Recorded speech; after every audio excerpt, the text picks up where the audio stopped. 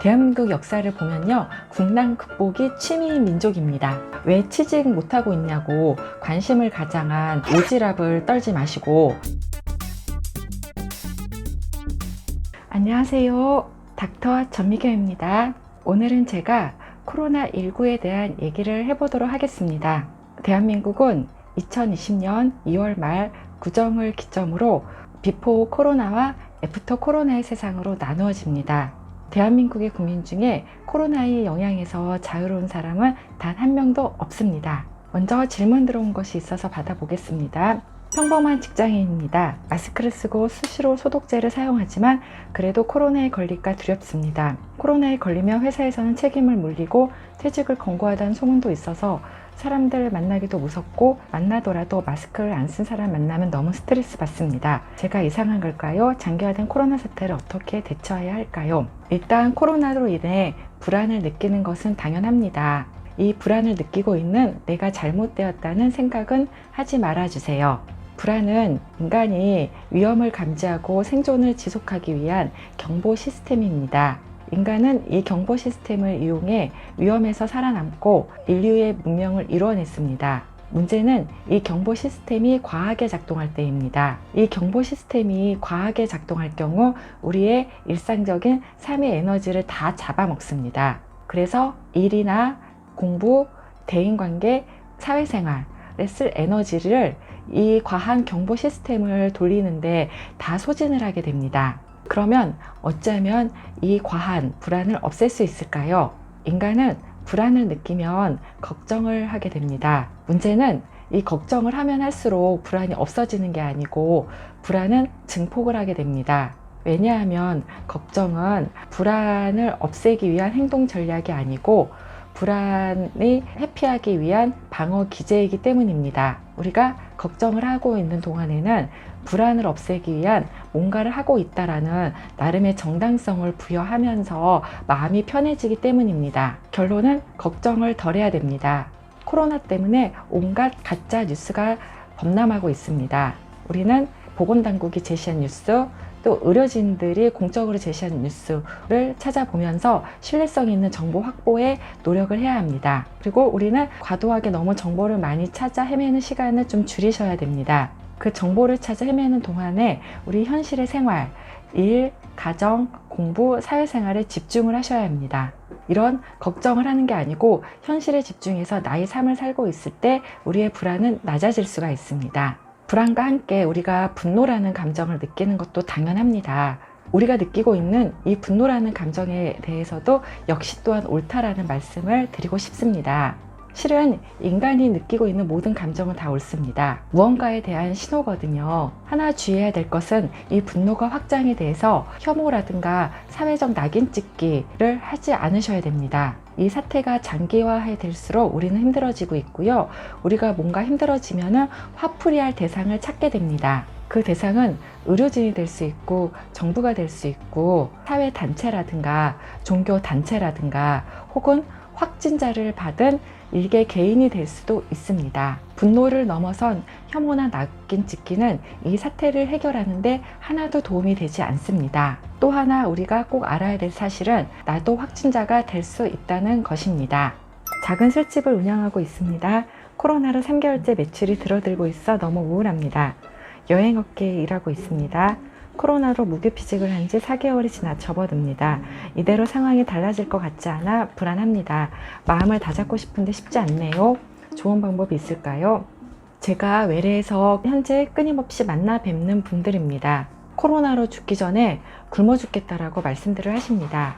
현대 사회에서 경제적 안정을 갖는다는 것은 곧 인간 삶의 기본이 됩니다. 예전에는 우리가 공룡한테 잡혀 죽이고 독포석 먹고 죽고 하던 그런 불안의 시대가 있었거든요. 근데 현대에서의 불안의 가장 큰 근원은 바로 이 경제적인 불안감입니다.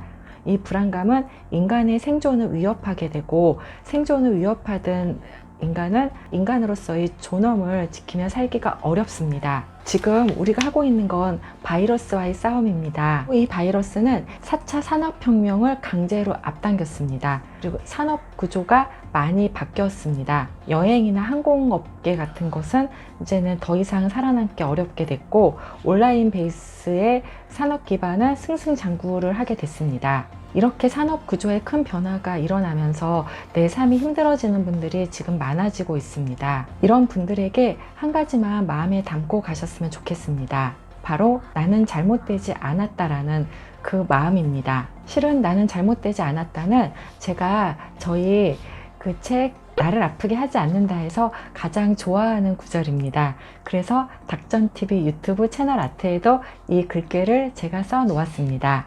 사람이 힘들어지면 누군가 원망을 할 대상을 찾게 됩니다. 그런데 원망을 해도 또 역시 상황이 힘들어지지 않으면요, 그 원망의 화살이 나를 향하게 됩니다. 내 인생은 원래 운이 나빠. 그때 내가 가게를 여는 게 아니었어. 내 판단은 항상 이래. 나는 원래 못나고 무능력해. 이렇게 자기 비하를 하게 되고 결국에는 자기 혐오에 빠지게 됩니다. 나는 잘못되지 않았다는 의미는 성숙한 나의 책임과 과도한 자기 비하 사이에 선긋기를 좀 잘 하셨으면 좋겠다라는 저희 마음입니다.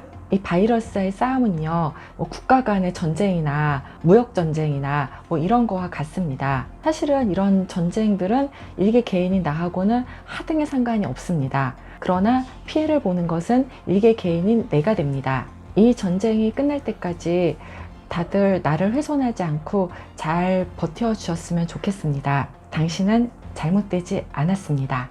취준생으로 올해 초에 졸업했는데 사람을 뽑지 않습니다. 쓸모없는 사람이 된 것 같고 다른 사람들은 만나기 싫고 답답하기만 합니다. 어쩌면 좋을까요? 코로나 바이러스가 여러 사람들의 삶의 궤도도 틀어놓았습니다. 국가 공인 자격 시험이 많이 연기가 되었고요. 그리고 올해 입사가 결정된 대졸자들이 입사 취소 통보 받았습니다. 우리 젊은이들이 학업을 마치고 사회로 나가는데 첫 번째 만나야 되는 감정이 무력감, 비참함, 열등감, 이런 것이라는 것에 이 사회의 어른으로서 저도 참으로 비통합니다. 이 친구들에게 따뜻한 시각을 좀 전해주셨으면 좋겠습니다. 왜 취직 못하고 있냐고 관심을 가장한 그 오지랖을 떨지 마시고 힘들었겠구나 라는 마음으로 이분들을 좀 지켜봐 주세요. 일단 이 코로나가 언제 끝나냐고 환자분들이 저에게 물어보십니다. 저도 잘 모르겠습니다. 그리고 그 시기는 그 어떠한 전문가도 정확하게 예측할 수가 없습니다. 그러나 하나 확실한 것은 저는 대한민국의 힘을 믿습니다. 코로나 사태가 일어났을 때 감염의 위협을 무릅쓰고 최전방 일선으로 달려간 의료진들, 그리고 수많은 자원봉사 시민들, 각계에서 보내주신 따뜻한 성금들, 어렵고 힘든 시기에 사회적 거리두기 운동 열심히 하고 마스크와 손 씻기를 열심히 하고 있는 우리 국민들, 저는 바로 이들의 힘을 믿습니다. 대한민국 역사를 보면요, 국난 극복이 취미인 민족입니다. 코로나가 끝나는 그날 우리는 서로 잘 버티었다고, 애썼다고, 대견하다고 안아줄 수 있는 그날이 올 거라고 저는 생각합니다. 오늘은 제가 코로나에 대한 얘기를 해봤습니다. 힘든 주제이기도 하고 우리 삶에 밀접한 주제이기도 합니다. 우리 그 코로나 종식의 그날까지 같이 열심히 살아봅시다. 안녕히 계세요. 그리고 제가 댓글은 잘 살펴보고 있습니다.